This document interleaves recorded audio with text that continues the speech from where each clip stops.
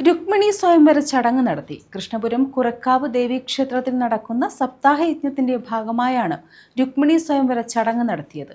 യജ്ഞം 20-ന് സമാപിക്കും. കായംകുളം കൃഷ്ണപുരം കാപ്പിൽമേക്ക കുറക്കാവ് ദേവീക്ഷേത്രത്തിലെ സപ്താഹയജ്ഞത്തിന്റെ ഭാഗമായാണ് രുക്മിണി സ്വയംവര ചടങ്ങ് നടത്തിയത്. ഇതിനു മുന്നോടിയായി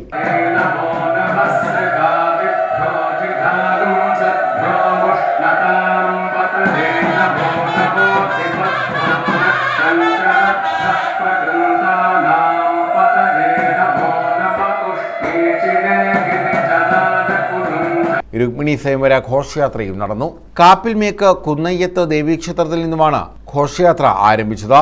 തുടർന്ന് രുക്മിണി സ്വയംവര ചടങ്ങുകളും നടന്നു.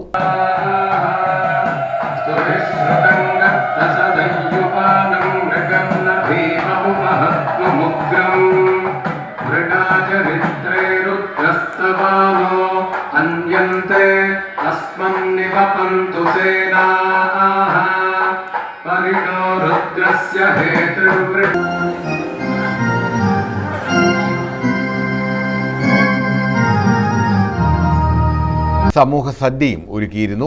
വടശ്ശേരിക്കര ശിവശ്രീ ശബരിനാഥ ദേവിപ്രിയയാണ് യജ്ഞാചാര്യൻ. പ്രശാന്ത് ഉണ്ണി തിരുവനന്തപുരമാണ് യജ്ഞഹോതാവ്. ക്ഷേത്രത്തിൽ നടന്നുവരുന്ന സപ്താഹയജ്ഞം 20-ന് സമാപിക്കും. ശ്രീ കുറക്കാവ് ദേവീക്ഷേത്ര സന്നിധിയിലെ 22ാമത് ശ്രീമദ് ഭാഗവത സപ്താഹയജ്ഞം വിഷു ദിനത്തിൽ ഇവിടെ ആരംഭിച്ചു. 1-ാം തീയതി ഇവിടുന്ന് ആരംഭിച്ചു.